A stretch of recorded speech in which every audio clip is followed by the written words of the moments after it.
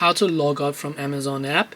Hey everyone, welcome back to our channel. In this video I will guide you on how you can log out from your Amazon app, so make sure to watch the video till the end.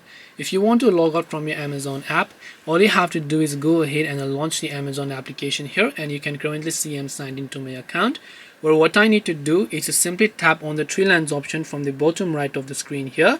Once I tap the three lines option, scroll down all the way to the bottom, and then again you'll find this option here known as settings. Tap on settings, scroll a bit further, and you should find the option to sign out.